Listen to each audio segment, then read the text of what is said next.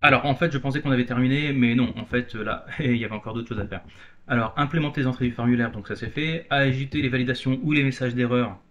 Ah, bah en fait, bah nous, en fait, il me semble qu'on l'a fait. Veuillez entrer deux caractères ou plus pour le champ du nom. Des messages d'erreur spécifiques doivent apparaître sous l'entrée qui n'est pas correcte. Les messages d'erreur doivent s'afficher sous le champ de saisie associé. D'accord. Vous veuillez entrer deux caractères ou plus pour le champ du nom. Vous devez choisir une option. Vous devez vérifier que vous acceptez les termes et conditions. Vous devez entrer votre date de naissance. D'accord. Donc en fait, on n'était pas fini. D'accord. Donc ça veut dire qu'en fait, là, si on regarde dans nos flash error message, donc on a un event, parent.set attribute, wrong input. En fait, vous voyez que là, au lieu de mettre wrong input quand on a un problème, il faudrait qu'on puisse personnaliser ça. Alors, on va regarder. Allez, allez, allez. Donc, on va essayer à nouveau. Alors, attendez, dans ces cas-là, on va se remettre comme on était avant. Sur mon modal.css, je vais lui dire qu'on va se mettre en display block. Comme ça, voilà, ça démarre, il est déjà ouvert. Et en fait, moi, ce que je voudrais aussi, c'est que bien, quand on a quelque chose qui n'est pas bon, ben, en fait, c'est wrong input. Au lieu de mettre wrong input à chaque fois, il faudrait que ce soit des trucs personnalisés. Donc, par exemple, pour le prénom, il faudrait mettre mettez le bon prénom. Alors là, pareil, je regarde wrong input. Et ben, qu'est-ce qu'on pourrait faire? On pourrait lui dire flash error message. Ben, en fait, on pourrait faire en sorte que ce wrong input là, il vienne de l'extérieur. Donc, en gros, là, on va lui dire, on va lui donner message. On va lui dire que quand on appelle cette fonction, la flash error message, on va non seulement lui passer un event, mais aussi un message. Et que donc là, voilà, à la place de wrong input, on va lui passer message. Alors ensuite, ce flash error message, comment est-ce qu'on va le passer? Eh ben, en fait, on va ouvrir cette fonction. En fait, qu'est-ce qui se passe quand vous donnez flash error message à votre event listener? Eh bien,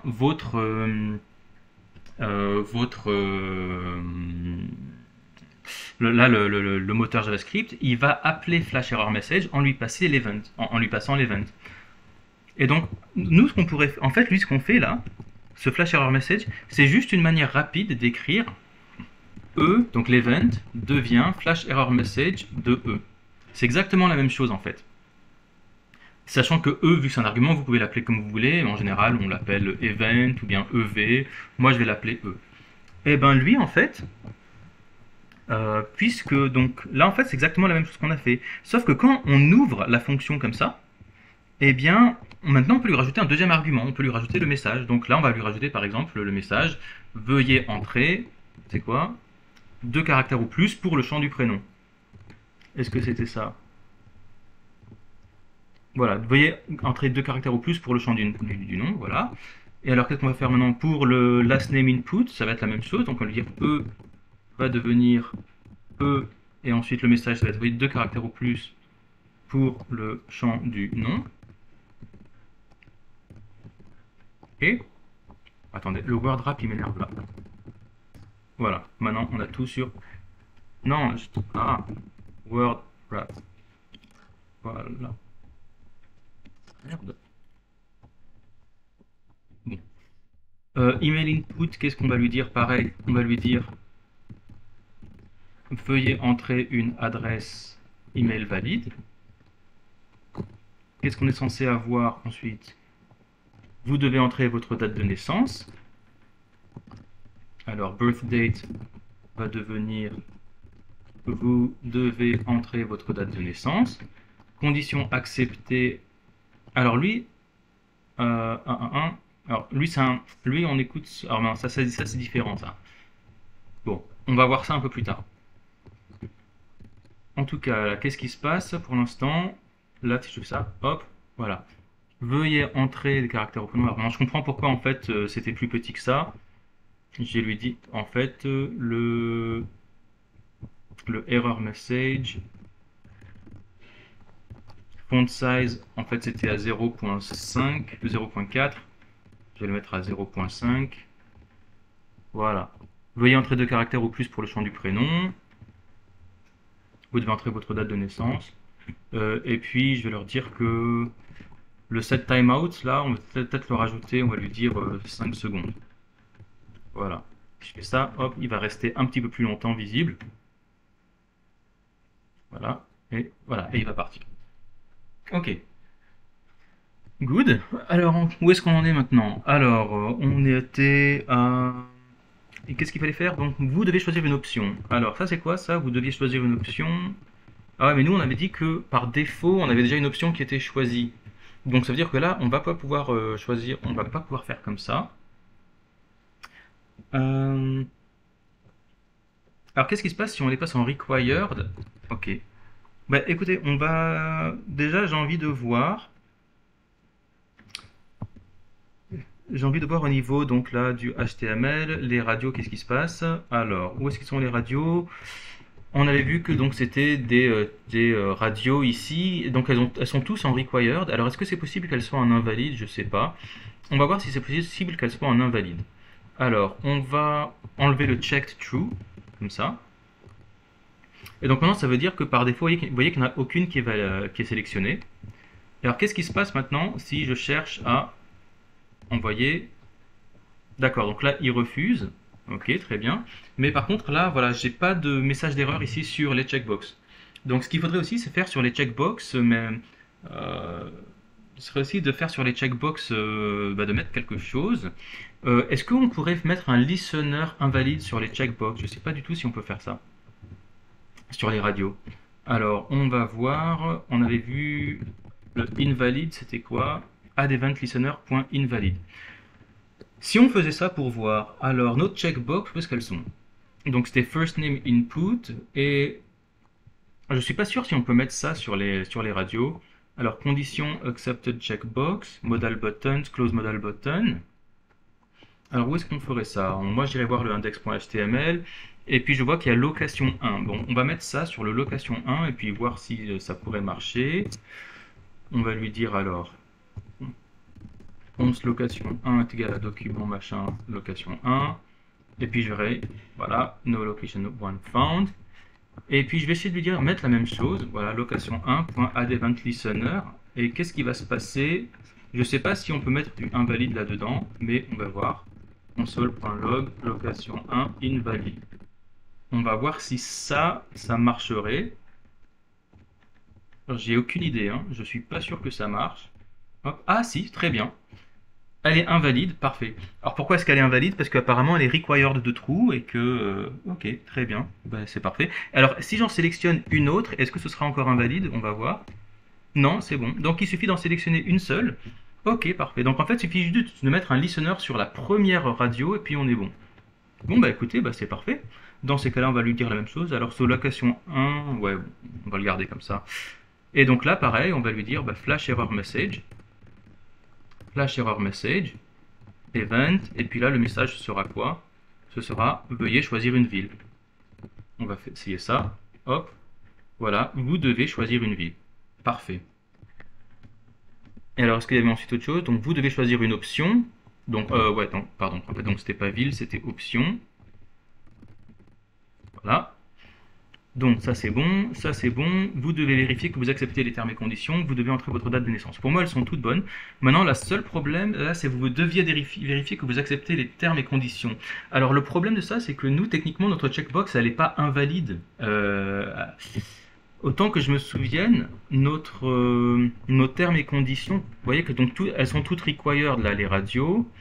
Par contre, nous là, j'ai un required aussi. Alors, est-ce que ce serait invalide ça? Je sais pas du tout si ça ce serait invalide. C'est quoi le input ID? C'est checkbox 1. Alors, on va... Est-ce qu'on l'a déjà quelque part ici? Ouais, on l'a ici. Vous voyez que notre conditions are accepted checkbox, qu'est-ce qu'on en fait? Nous, on met un add event listener dessus sur change. Et à chaque fois qu'il change, on va regarder si le check if conditions are accepted. Et c'est quoi cette fonction déjà? En gros, elle regarde si c'est checké, et si c'est pas checké, en gros, elle va disable le bouton ou pas. Alors, je sais pas si on a besoin finalement de faire ça. Peut-être qu'on n'avait peut-être pas besoin de disable le bouton. Écoutez, moi ce que je vais faire, c'est puisqu'on a déjà comment ça s'appelle, le checkbox 1, là, le conditions are accepted checkbox, on a mis un listener sur le change. Je vais aussi mettre un listener sur le invalide et voir s'il se passe quelque chose. Add listener. Et puis on va juste mettre une fonction ici. Qu'est-ce qu'il va faire? Et puis on va dire console.log invalide. en fait, conditions are not accepted, et on va voir si c'est un élément qui va être triggered par l'event invalid. Alors je suis pas sûr que ce sera... La checkbox, c'est pas forcément invalide le fait qu'elle soit pas valide. Là, si je fais ça... Alors, ah oui merde, maintenant je peux plus cliquer. Bon, attendez. Du coup, je vais désactiver l'autre, là.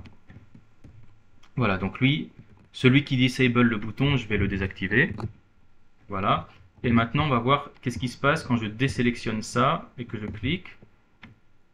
Voilà, an invalid form control with name location is not focusable. Ok, donc on va valider lui, on va voir ce qui se passe. Hop, qu'est-ce qu'il me dit? Non, vous voyez, on va mettre tout comme ça. aatp.com, date de naissance, machin. On va regarder dans le network. Est-ce que le fait que la boîte ne soit pas checkée, est-ce que pour lui ça va être une erreur? Est-ce que ça va être invalide? Non, pour lui c'est pas invalide. C'est juste que la boîte n'est pas checkée. Alors, et si on regardait, et si on essayait de la rendre required? Ah voilà, bah écoutez, voilà mon ID checkbox 1. Je vais lui mettre un required quand même. Et on va voir si ça va changer quelque chose. Voilà. Est-ce que... Alors je vois rien hein, je vois rien dans la console. Invalid form control with name location is not focusable. Ok, donc ça c'est à cause des villes je pense. Si je fais ça... Non, en fait on voit que l'événement invalide n'a pas été triggered. Donc effectivement la checkbox, cette checkbox elle va pas être triggered par invalide.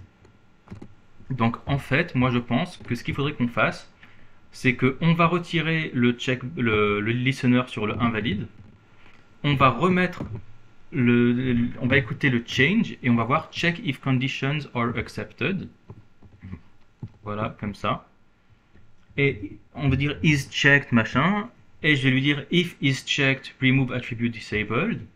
Et puis avant, voilà, donc là il va dire disabled le machin. Donc disabled le bouton. Et puis je vais lui dire de flash un error message. Donc sur l'event. Et cette fois, le message, ce sera « Vous devez accepter les conditions d'utilisation ». Est-ce que ça marcherait? Ok. Alors, je vois que lui, il ne marche pas. Hein.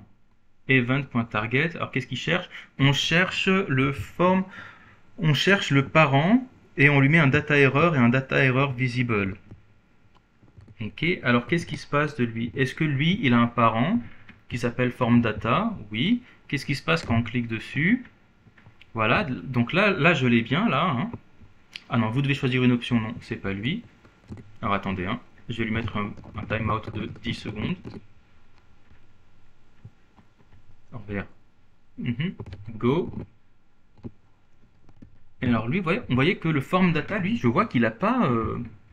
Le form data, là, il a pas le data attribute. Autant tous les autres, à chaque fois, vous voyez que là, si on regarde, regardez, on a deux formes data. Là, quand je clique, là, normalement, le premier, il va avoir un data attribute qui va venir. Voilà.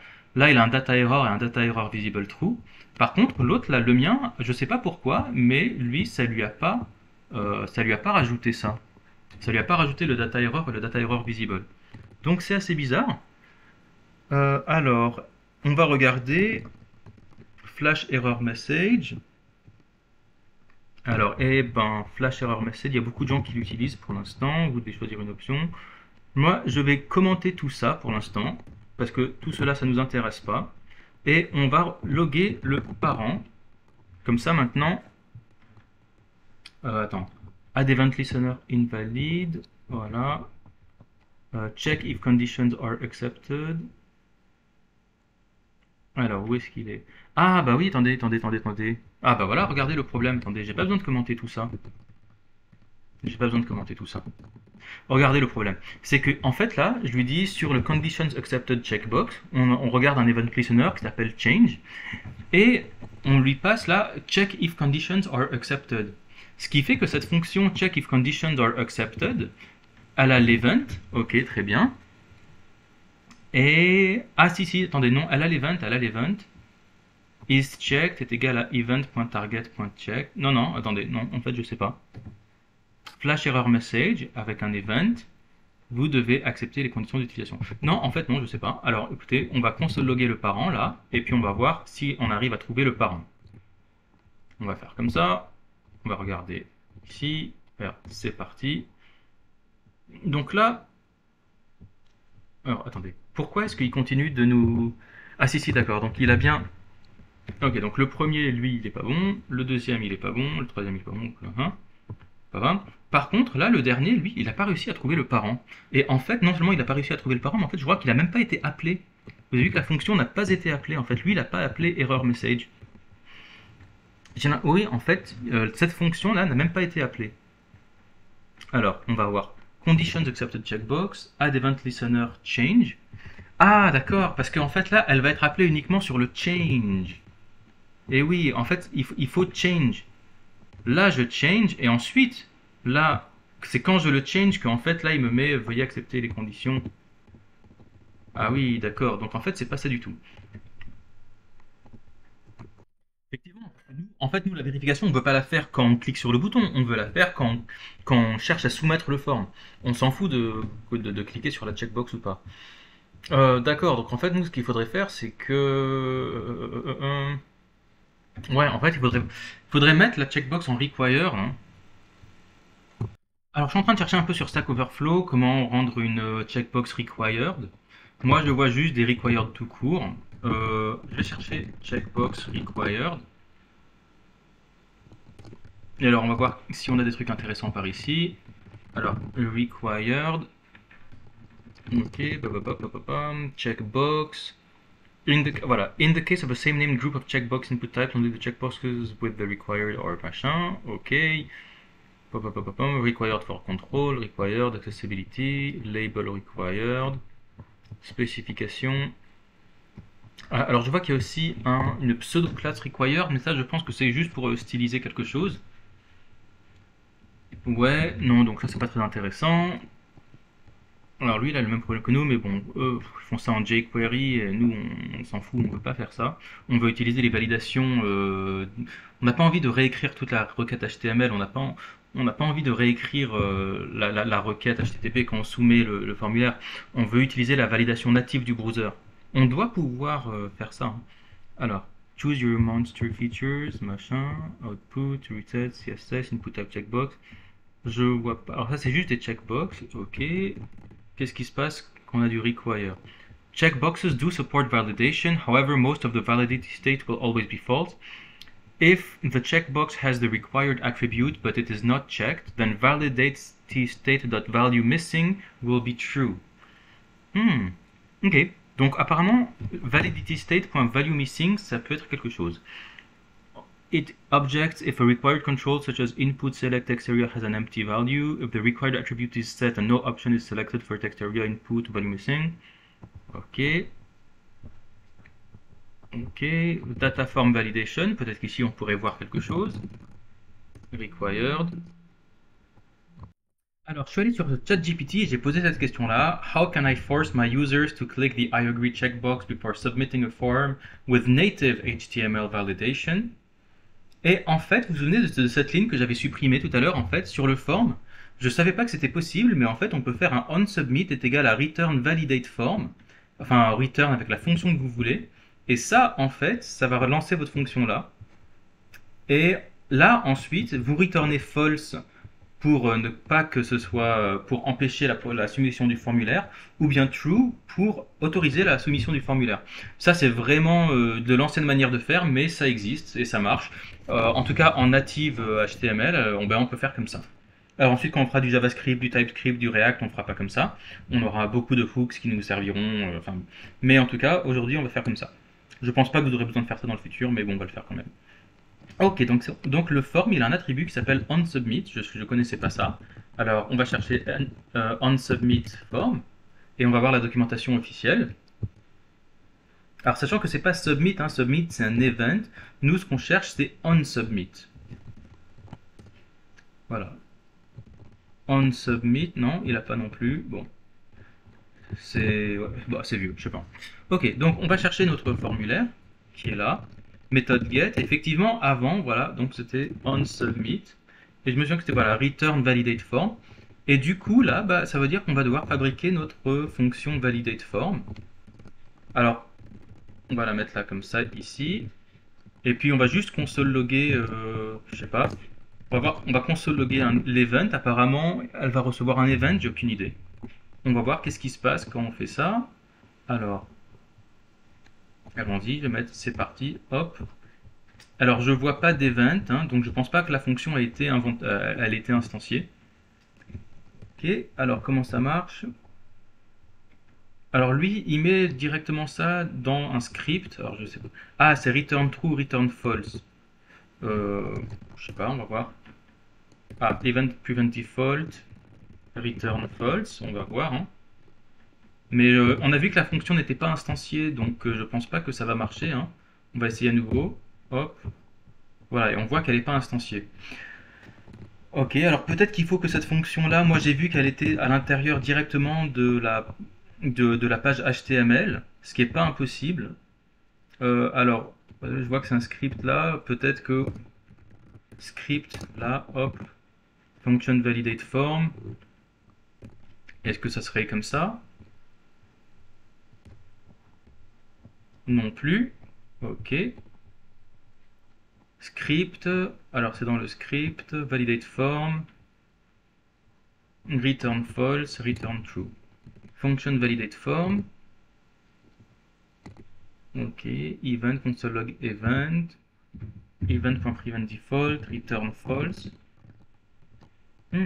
Alors, est-ce qu'on peut avoir plusieurs balises script? Il me semble que oui. Il me semble que oui. Mais quand même, ça m'étonne que ça marche pas.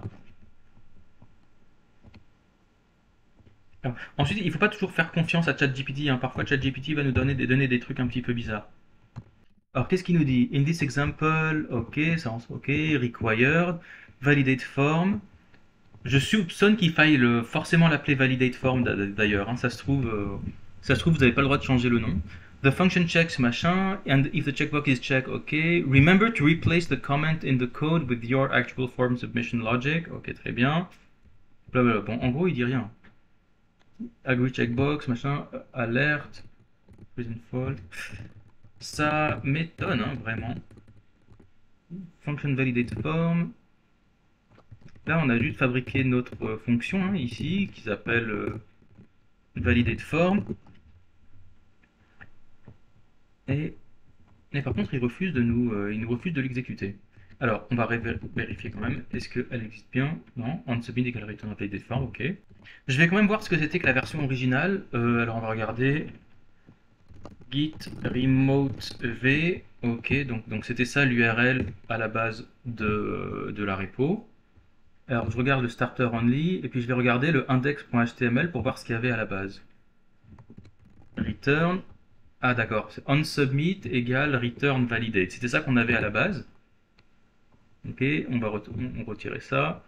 OnSubmit est égal à return validate form. Ok. Alors ensuite, est-ce qu'on avait quelque chose?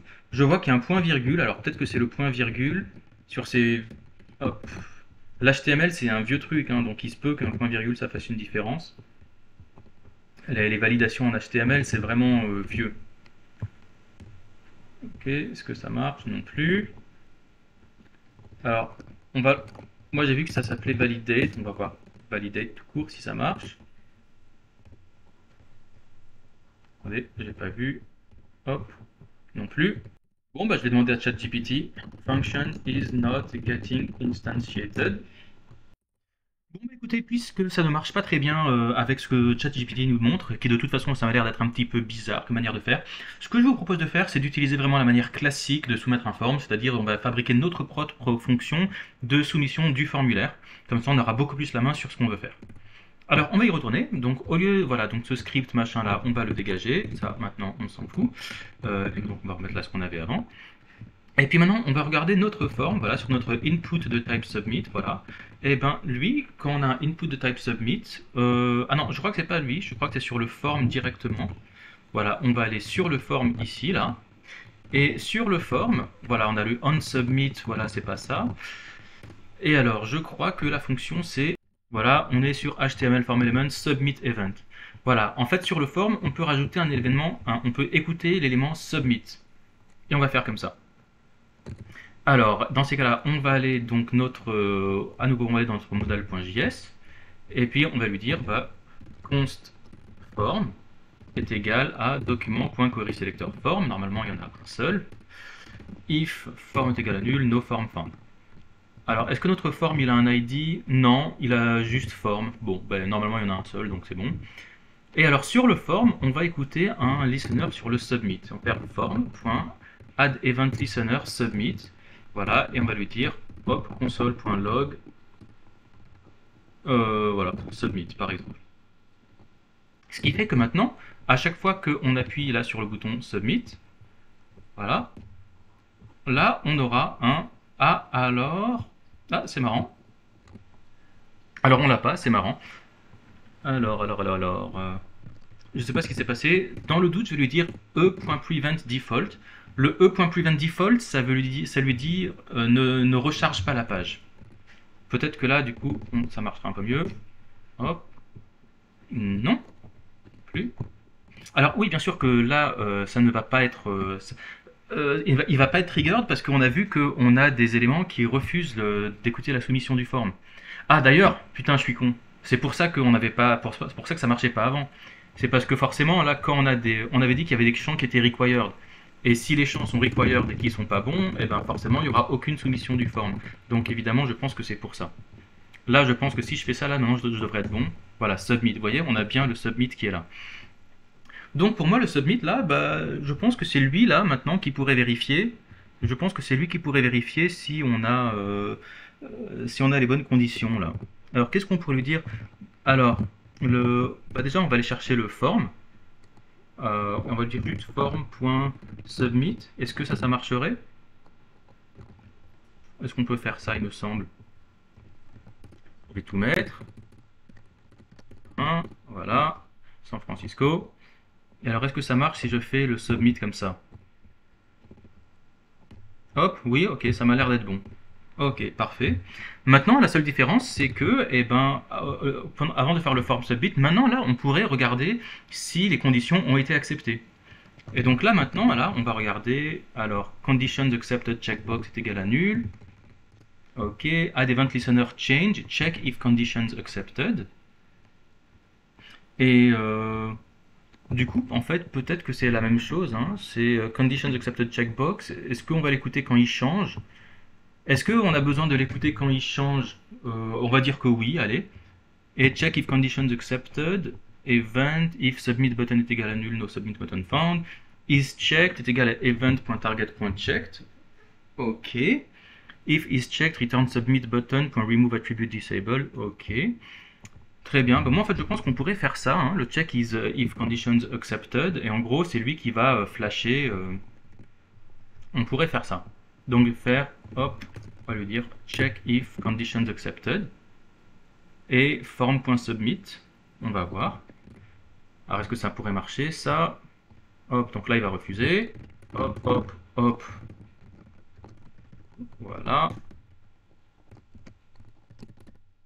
Et alors qu'est-ce qui se passe maintenant si je n'accepte pas les conditions d'utilisation? Ah, alors, oui, vous devez accepter les conditions d'utilisation. Alors oui, forcément, là quand vous désélectionnez, on peut pas.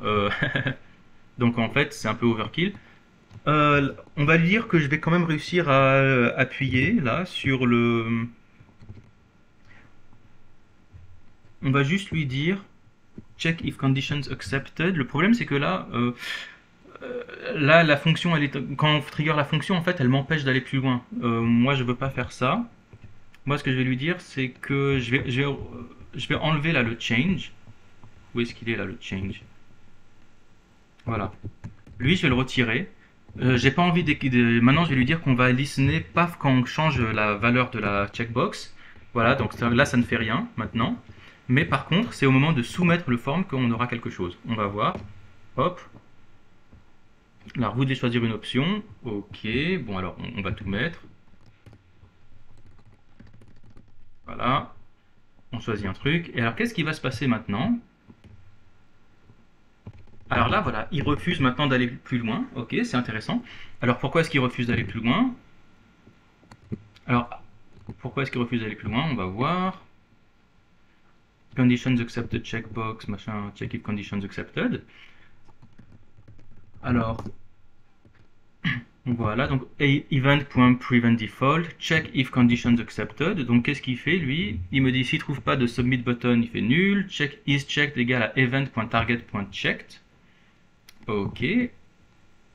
Alors là, le truc, c'est qu'en fait, là, il est en train de regarder event.target.checked sur le event, mais là, c'est le formulaire, en fait, hein, je pense. Je pense que si je regarde le target, const target est égal à event.target, là, c'est plus la checkbox qu'on est en train de checker, là, c'est le formulaire en entier. Donc ça veut dire que là, si je regarde tout... Ah, alors attendez, hop.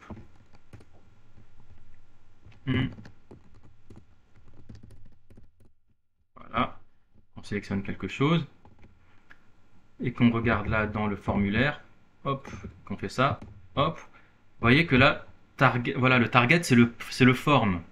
Et donc vu que le target c'est le form, là c'est pas exactement ça qu'il nous faut. Puisque nous en fait, on pourrait, pour savoir s'il est checked, et ben ça va être chiant. Ça veut dire que en fait, c'est là-dedans qu'il faudra aller chercher la target. C'est là qu'il faudra aller chercher le condition accepted checkbox. On va faire comme ça. On va dire event.target.checked. On va lui dire isChecked est égal à condition.acceptedCheckbox.checked. Ah, qu'est-ce qu'il me dit? Alors il me dit c'est possible qu'il soit nul à ce moment-là. Donc, hop, ah, on va prendre lui. On va aller là, hop. No checkbox found.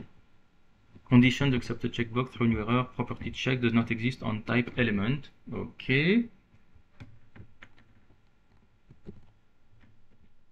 If condition is checked, return submit button .remove attribute. On va retirer les, pour l'instant là les attributes disabled. Voilà comme ça. Is checked est égal à conditions accepted checkbox.checked. Point d'interrogation peut-être devant? Non? Property check does not exist on type element. Oui, parce que effectivement, ça, encore une fois, ça vient de query selector qui lui nous renvoie un élément, mais il ne sait pas quel type d'élément il nous renvoie. Donc lui nous dit c'est pas sûr qu'on puisse avoir un check dessus. Bon, alors hop, on va faire comme ça. On va lui dire if not is checked, voilà, event.preventDefault, un truc comme ça. Est-ce que ça marcherait? Je suis pas sûr. Allez, hop, et on va regarder la console, on va faire hop, et on voit à nouveau que le target, ouais, donc c'est le formulaire, mais en gros il nous a quand même soumis le formulaire. Ah oui, attendez, j'ai oublié de désélectionner là. Ouais, attendez. Voilà, on va désélectionner ça. Et maintenant, on va voir ce qui se passe. Hop, voilà, donc là, il refuse. Très bien. On va aller dans la fonction. Là, on va cliquer. Hop. Invalid form with name égale accepted conditions is not focusable. Voilà, très bien. Donc on a vu qu'on avait un required sur la checkbox. Et donc il dit que bah, il est pas bon, il est invalide. Ok, très bien. Check if conditions accepted. Par contre, alors il nous flash pas le error message, hein, je ne sais pas pourquoi. Vous devez accepter les conditions d'utilisation. Alors pourquoi est-ce qu'il ne le fait pas? Alors, check is condition accepted. Event.preventDefault. Ok. Check if condition is accepted. Ok. Est-ce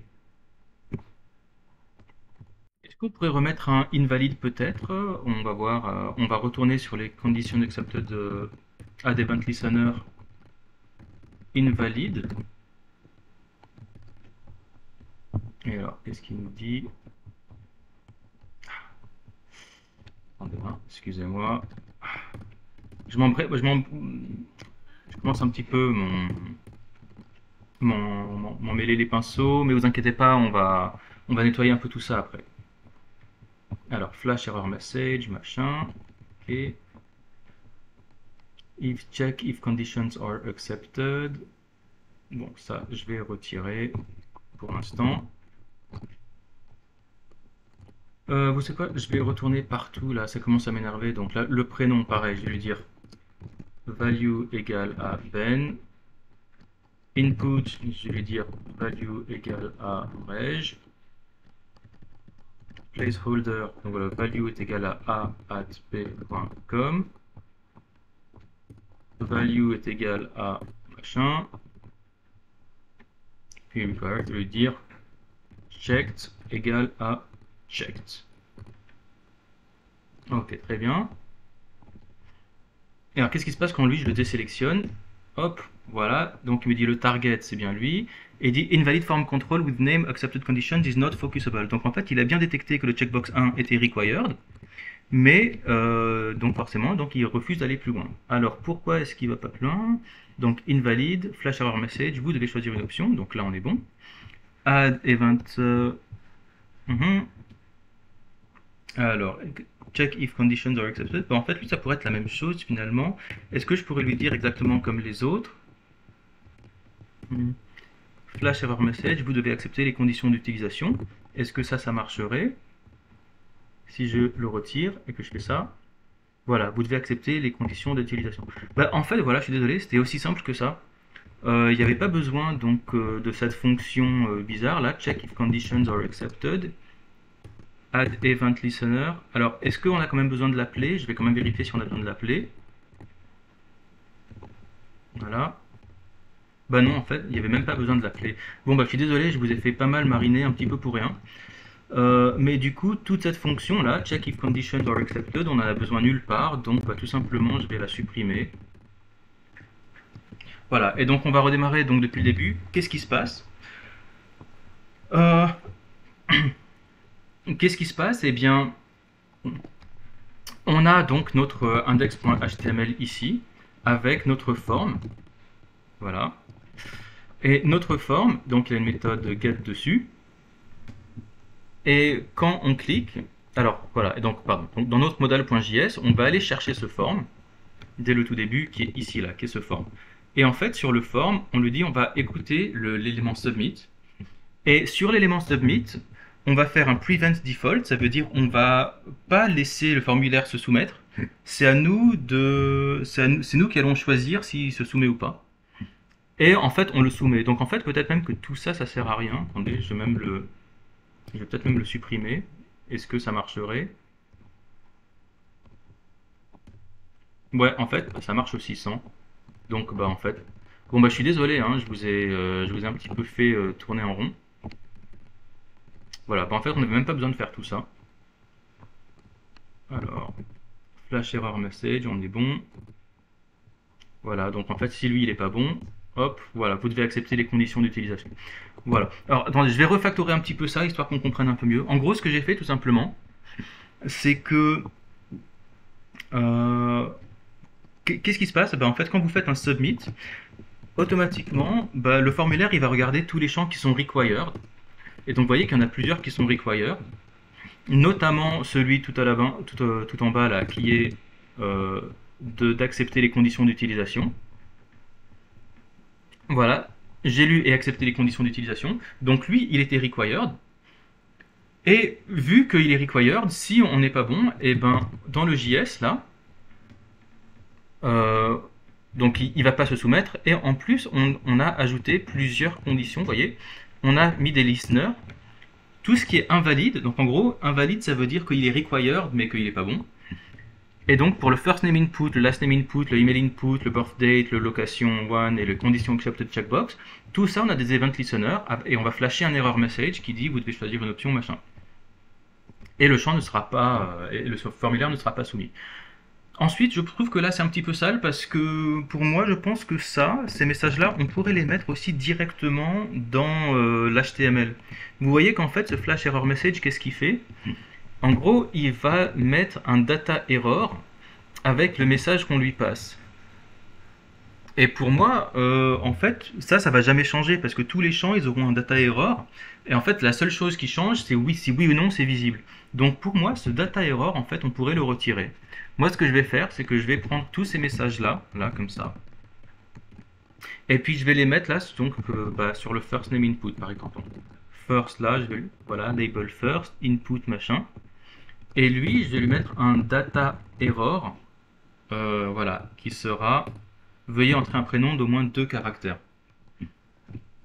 Et puis pareil, en fait, je vais lui dire data error, ce sera quoi? Veuillez entrer un nom d'au moins 2 caractères.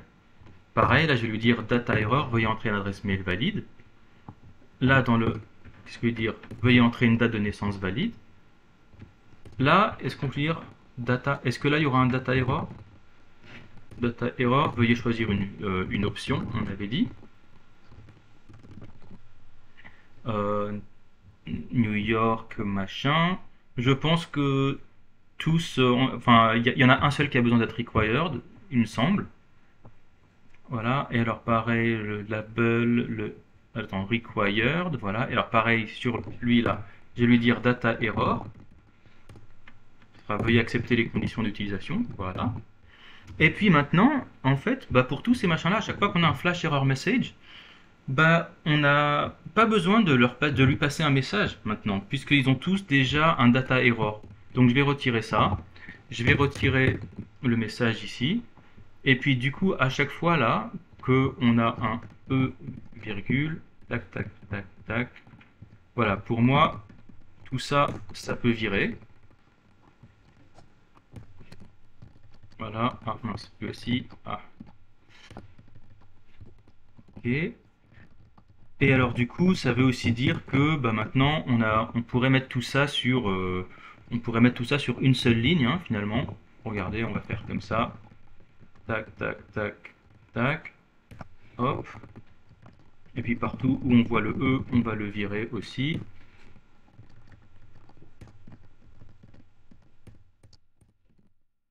Voilà. Ah bah, oh, j'ai oublié de faire le dernier. Voilà, c'est peut-être un petit peu plus facile à lire. Donc, qu'est-ce qu'on a fait? D'abord, on est allé chercher des éléments sur la page. On a vérifié qu'ils existaient bien. S'il y en a un seul qui n'existait pas, on a mis une erreur voilà, un problème. Pour tous ces éléments-là, on a dit qu'ils sont tous required. Là, dans l'HTML, ils ont tous une propriété required. Donc, si à un moment, il y en a un d'entre eux qui est invalide, on va flasher un error message. Voilà, model button. Et alors, le flash error message, il va juste prendre un data error visible et le passer à true. Et après, remove error message, c'est-à-dire qu'ensuite, il va le passer à false. Ah, alors attendez, par contre, data error. Ah non, et donc là, on va pas retirer le data error, on va juste retirer le data error visible.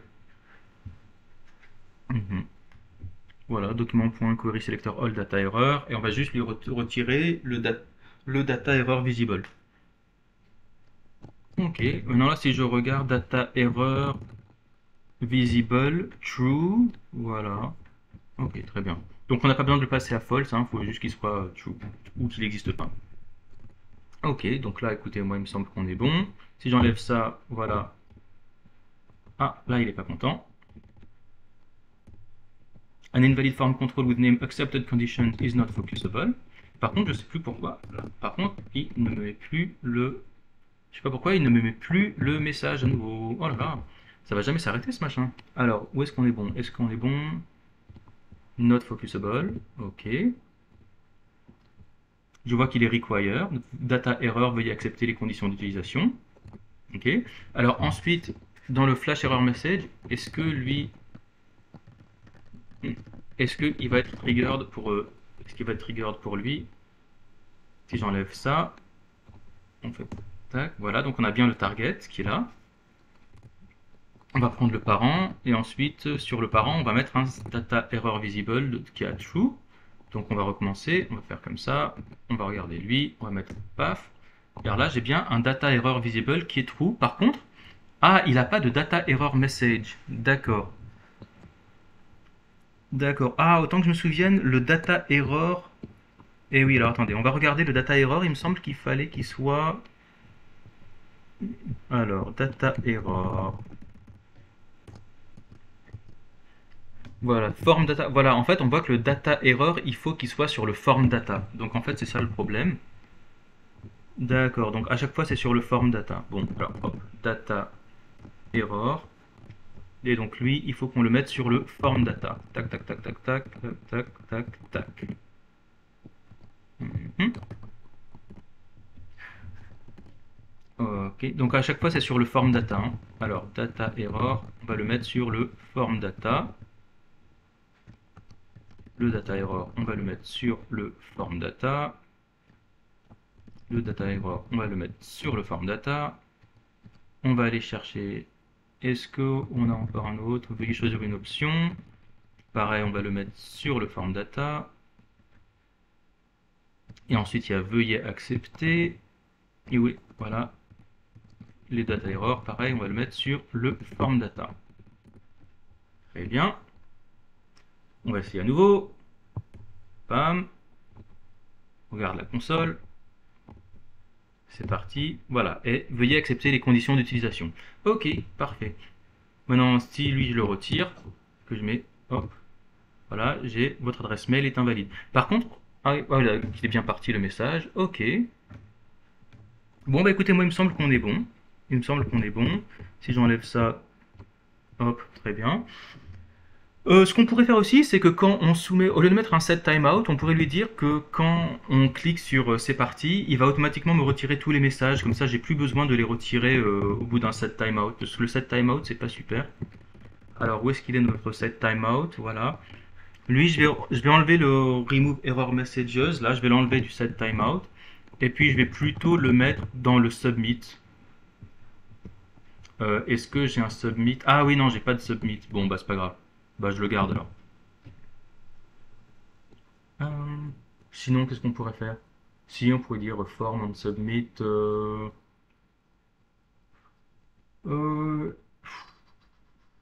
Ouais, on va le garder comme ça, c'est très bien. Ok. Qu'est-ce qu'on était censé faire? Bah, écoutez, moi, il me semble qu'on est bon, hein, on a fait là tout ce qu'il fallait. Donc, encore une fois, depuis le début, on est allé chercher des éléments sur la page. S'il y en avait certains d'entre eux qui étaient pas bons, eh ben, on a mis des erreurs. Comme ça, on est sûr de travailler que sur des éléments qui existent. Ensuite, pour chacun d'entre eux, on a dit que quand ils sont invalides, quand ils ont un event listener invalide, eh ben, on va appeler la fonction flash error message. La fonction flash error message va aller prendre le parent, lui mettre un data error visible de true, et puis retirer le data error visible de true et, au bout de 10 secondes. Ensuite, voilà, les modal buttons, donc c'est je m'inscris, quand on clique dessus, il va appeler launch modal. Launch modal, c'est quoi? En gros, il va juste rajouter une classe active sur le modal background. Et cette classe active, elle va juste mettre un display block.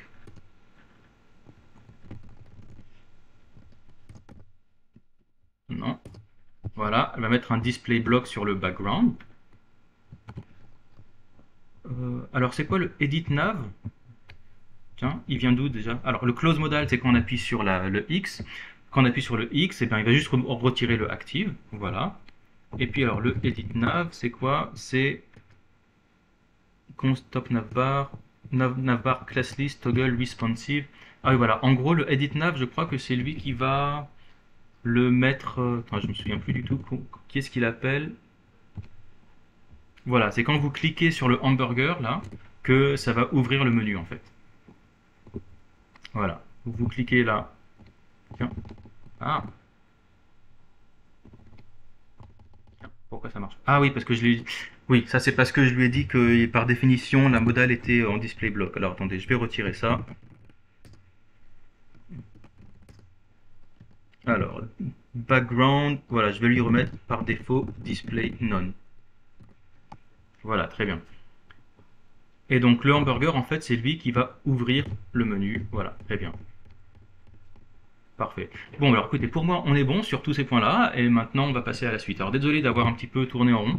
Euh, mais voilà, là, on a quand même un code qui est un petit peu verbeux. Moi, je le découperai en plusieurs petits trucs, mais qui est quand même voilà, des petites fonctions assez faciles à comprendre. Et puis surtout, voilà, on a déplacé tous nos erreurs de... tous nos messages d'erreur, on les a placés là directement dans les divs là. Voilà. Ok, très bien.